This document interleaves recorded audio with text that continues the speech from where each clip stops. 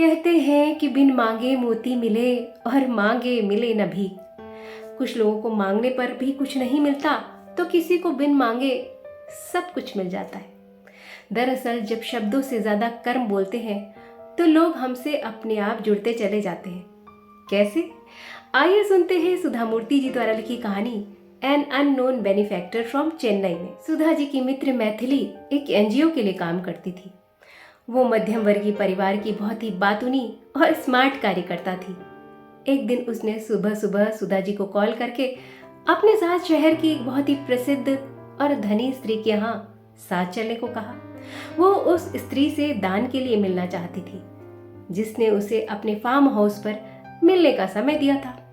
Farm house शहर से 40 kilometre दूर था और मैथिली वहां अकेले जाने में हिचक रही थी। इसलिए सुधा जी मैथिली के साथ उस स्त्री के आलीशान बंगले पर पहुंची जो 24 एकड़ के बड़े प्लॉट पर बना था, जिसके चारों तरफ सुंदर बगीचे और बहुत सख्त पहरा था।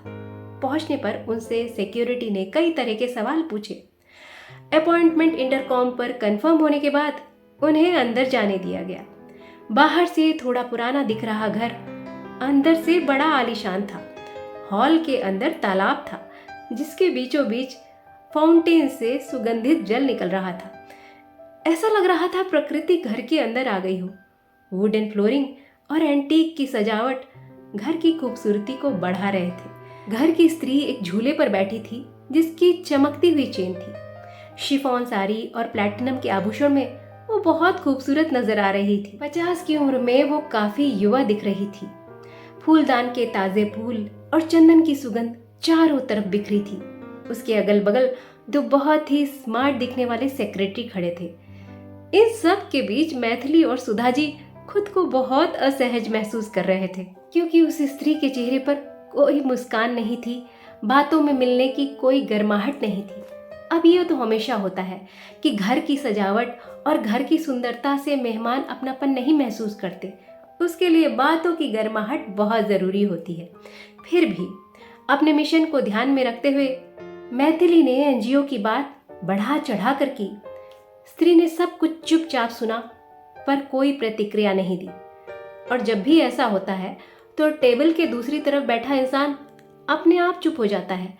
जो चालाक लोग होते हैं ना, वो अपना दिमाग किसी को पढ़ने नहीं देते। वहीं जो सीधे साधे साधारण लोग होते हैं वो अपना दिल लोगों के सामने खोल कर रख देते हैं, जो कि मैथिली कर रही थी। असहनीय चुप्पी के बाद स्त्री ने कहा, अपने कागज हमारे सेक्रेटरी को दे दीजिएगा, मैं बाद में देखकर आपको उत्तर दूंगी। उसके इस जवाब से मैथिली के उत्साह का गुब्बारा छलनी हो गया। क्या ये सब वो फोन पर नहीं बता सकती थी? इतनी दूर जाने में आधा दिन तो ना बर्बाद होता। 1 महीने बाद एक स्कूल की ओपनिंग सेरेमनी में जब सुधा जी मैथिली से मिली तब उसने धीमी आवाज में बताया, वो भले ही अपने ऊपर चाहे जितना खर्चा करती हो, लेकिन दान देने में वो 10 बार सोचती है। 1 महीने तक लगातार प्रशंसा करने के बाद वो सिर्फ 10,000 रुपए देने को तैयार हुई, वो भी इस शर्त पर कि हम उसे समारोह में चीफ गेस्ट बनाकर बुलवाएं, उसकी फोटो प्रेस और पेपर में छपवाएं। सुधा जी ने कहा, तुम्हें इतनी छोटी राशि नहीं मांगनी चाहिए थी।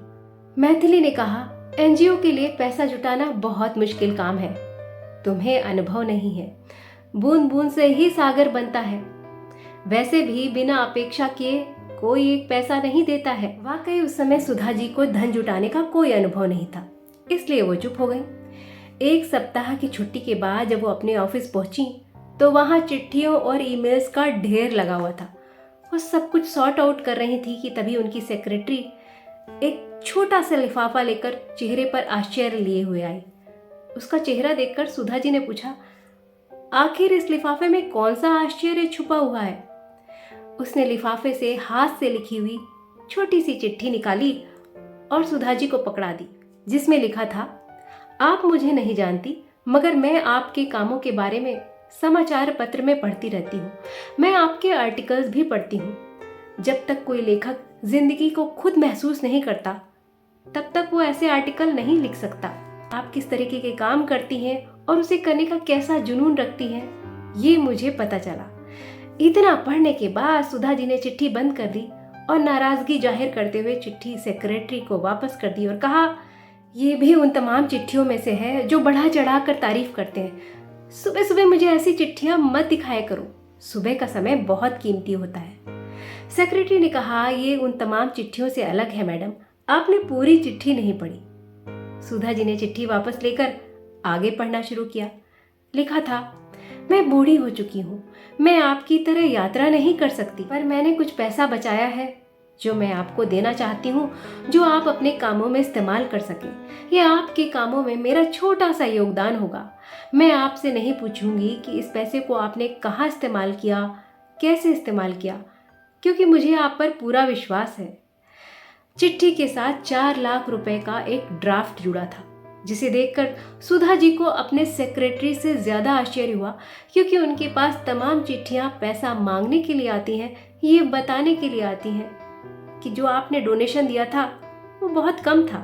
पर यहाँ एक ऐसी स्त्री थी जो बिना कुछ मांगे दे रही थी।